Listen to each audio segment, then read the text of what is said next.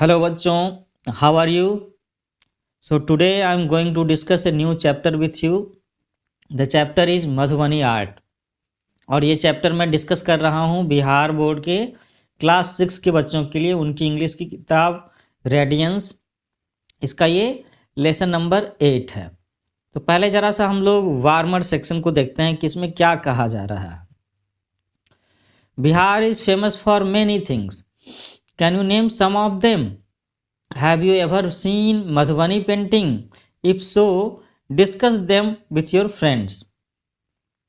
तो आप में से ज़्यादातर बच्चे बिहार स्टेट के ही रेजिडेंट हो सकते हैं, बिहार आपका होम स्टेट हो सकता है। तो क्या आप ज़रा सा ये बता सकते हैं कि बिहार किन किन चीज़ों के लिए प्रसिद्ध है? ध्यान से बताने की बात है और आपको ये तो ज़रूर पता होना चाहिए कि आपका स्टेट आखिर किन किन चीज़ों के लिए फेमस है, और आप उसमें से कुछ चीज़ों का नाम बताएंगे। साथ में ये भी बताएं कि क्या आप लोगों में से किसी ने मधुबनी पेंटिंग देखा है, और अगर देखा है तो इसे अपने दोस्तों के साथ में चर्चा करें। आप इसके बारे में मेरे इस चैनल के इस वीडियो के कमेंट बॉक्स में भी टाइप कर सकते हैं। और साथ ही मैं ये कहना चाहूँगा कि जब मैं ये चैप्टर फिनिश कर रहा हूँगा तो मैं एक बार अपनी तरफ से आप लोगों को बताना चाहूँगा कि आखिर बिहार फेमस है तो किन किन चीज़ों के लिए फेमस है। ठीक है, so now we continue the chapter.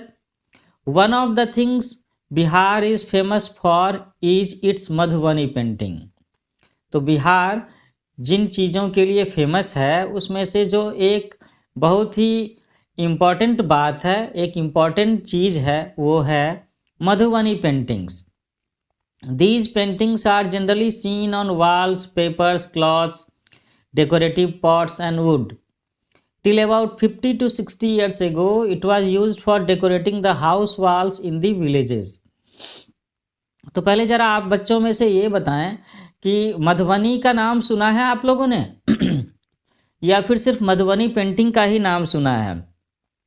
मैं आप सब लोगों को याद दिला दूं कि मधुबनी एक डिस्ट्रिक्ट है और ये मिथिला भाषी क्षेत्र में है, मिथिलांचल में कहलाता है। और इसके जो आसपास के शहर हैं वहाँ पर मिथिला का, मैथिली भाषा का ज़्यादा प्रयोग होता है और वहीं के बारे में है। तो मधुबनी के शहर में या वहाँ पर जो गांव में रहने वाले लोग हैं वहाँ पर मधुबनी पेंटिंग का काफ़ी सारा काम होता है।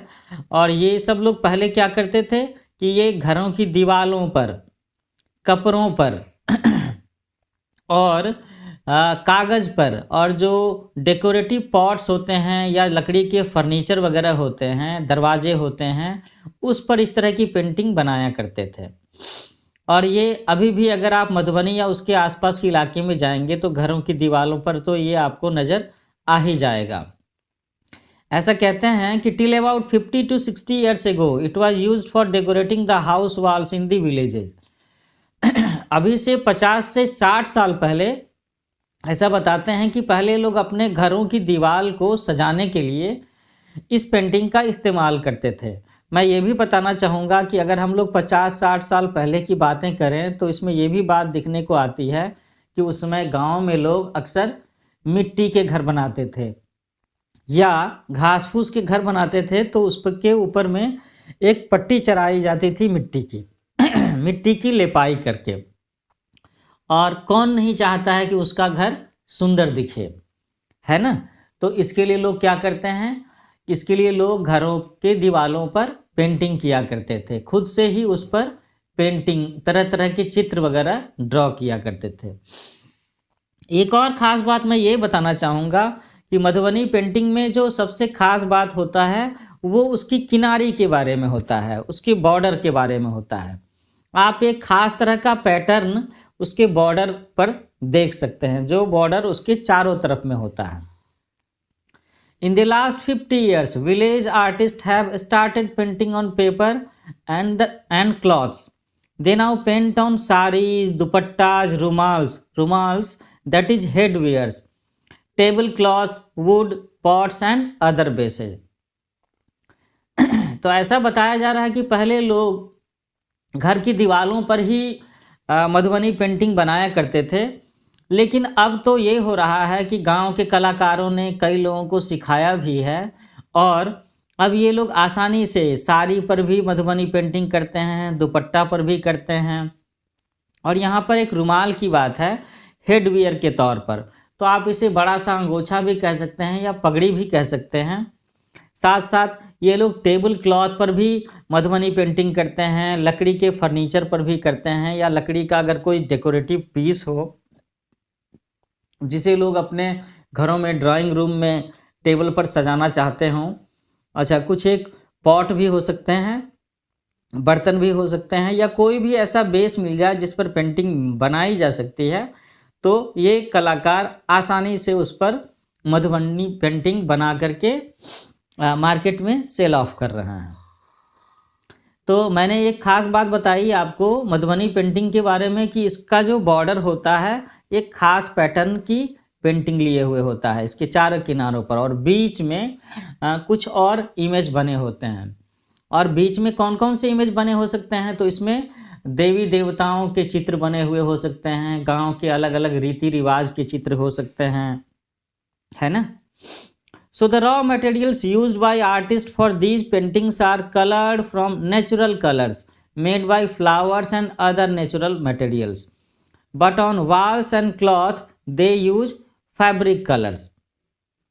तो यहाँ एक बड़ी अच्छी बात बताई जा रही है कि आमतौर पर ये जो कलाकार हैं ये पेंटिंग बनाने के लिए नेचुरल कलर, प्राकृतिक रंगों का इस्तेमाल करते हैं। और ये प्राकृतिक रंग उन्हें मिलते कहाँ से हैं? ये प्राकृतिक रंग उन्हें मिलते हैं फूलों से और कुछ और भी नेचुरल मटेरियल से मिलते हैं। लेकिन जब ये दीवार पर पेंटिंग बनाते हैं या कपड़ों पर पेंटिंग बनाते हैं तो उस केस में ये फैब्रिक कलर का भी इस्तेमाल करते हैं। इस तरह की बात है। The themes of these paintings are natural scenes of villages, flora and fauna or from religion. तो यही बात मैंने थोड़ी देर पहले आपको बताई कि आखिर ये जो पेंटिंग होती है मधुबनी पेंटिंग, इसमें ये क्या क्या चित्र बनाते हैं। तो अक्सर इसमें गांव के दृश्य के बारे में होता है, गांव में होने वाले पेड़ पौधे फूलों के बारे में हो सकता है, वहाँ के जीव जंतुओं के बारे में हो सकता है, या धार्मिक चित्र भी हो सकते हैं, भगवान के, शिव जी के, हनुमान जी के भी हो सकते हैं, ऐसा कुछ भी कह सकते हैं। Many of the Madhubani people depend on this art for their living.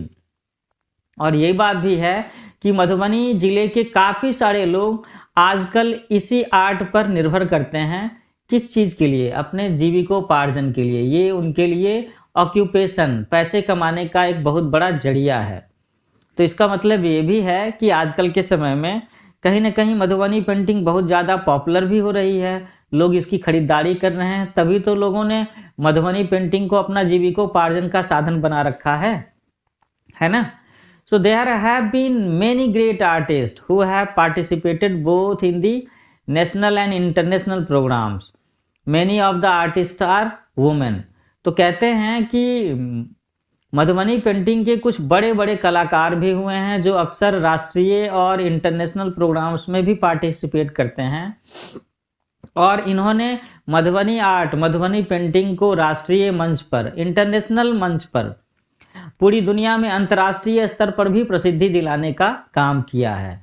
और उसमें से कई सारे कलाकार ऐसे हैं जो महिलाएं हैं।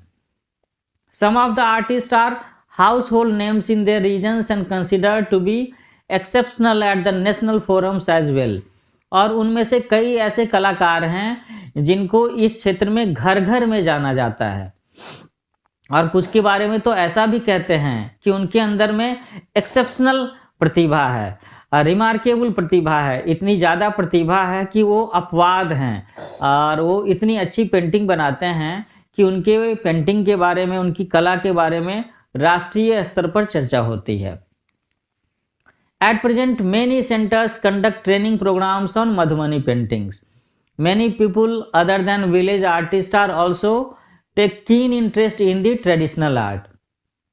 तो आज के समय में ऐसी बात है कि मधुबनी शहर में या मधुबनी के आसपास के शहरों में, आप पटना में, राजधानी में भी कह सकते हैं कि ऐसे बहुत सारे ट्रेनिंग प्रोग्राम चलाए जा रहे हैं जहां पर लोगों को मधुबनी पेंटिंग सिखाया जाता है।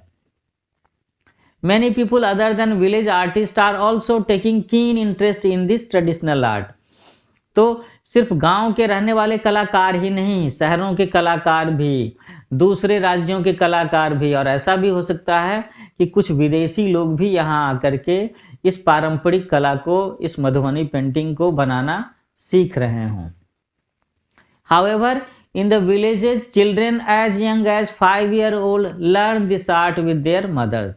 हालांकि ये भी बात है कि चूंकि ये मधुबनी क्षेत्र की विशेषता है, तो यहाँ पर रहने वाले जो बच्चे हैं, जो छोटे छोटे 5 साल के भी बच्चे हैं, ऐसा कह सकते हैं कि उन्हें भी मधुबनी पेंटिंग का कुछ न कुछ बनाना तो आता ही होगा, क्योंकि वो अपनी माँ को, अपनी बहन को, अपने घर के लोगों को ये पेंटिंग बनाता हुआ बचपन से ही देखते हैं। तो काफ़ी सारी चीज़ें वो देखते देखते या थोड़ा सा हाथ चला करके सीख जाते हैं। तो इसके साथ ही आपका ये चैप्टर यहाँ पर फिनिश होता है, जिस चैप्टर का नाम था मधुबनी आर्ट, जिसे मैंने कहा मधुबनी पेंटिंग। तो अब हम लोग यहाँ पर जरा सा इस चैप्टर के में जो नए शब्द आए हैं या जो स्पेशल वर्ड्स इस्तेमाल किए गए हैं, जो ग्लॉसरी में भी मेंशन है, उसके बारे में बताना चाहूँगा।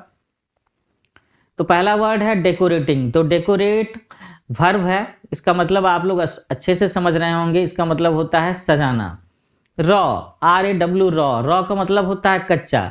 कई बार हम लोग चर्चा करते हैं रॉ मटेरियल, कच्चा माल। इसके बाद में अगला शब्द है फ्लोरा एंड फौना।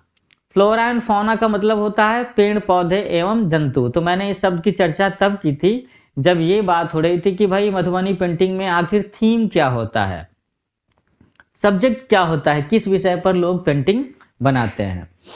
तो ये बताया था ना कि मधुबनी में गाँव के जो लोकेलिटी की बात है, वहाँ पर जो तरह तरह के रीति रिवाज होते हैं, शादी वगैरह की बातें हो गई, भगवान के बारे में हो गया, या वहाँ पर जो पेड़ पौधे जंतु वगैरह पाए जाते हैं, उसकी पेंटिंग बनाते हैं ये लोग। अगला शब्द है हाउस होल्ड। तो हाउस होल्ड का मतलब है घरेलू, घर परिवार। और आखिरी शब्द जो इस लिस्ट में है दैट इज एक्सेप्शनल। एक्सेप्शनल का मतलब मैंने बताया, एक्सेप्शन का मतलब होता है अपवाद। तो यहाँ पर एक्सेप्शनल का मतलब है रिमार्केबल, मतलब काफ़ी अच्छा, बहुत ही अच्छा, जिसकी प्रशंसा की जा सके, जिसके बारे में हम उदाहरण दे सकें। तो आगे मैं ये बताना चाहूँगा कि आगे चल कर के इस चैप्टर का मैं फिर से एक फॉलोअप सेशन रखूँगा, जिसमें मैं इस चैप्टर में जितने भी क्वेश्चन आंसर हैं, भले ही वो ऑब्जेक्टिव हों या सब्जेक्टिव हों, उसे कैसे सॉल्व करते हैं उसके बारे में बताऊँगा।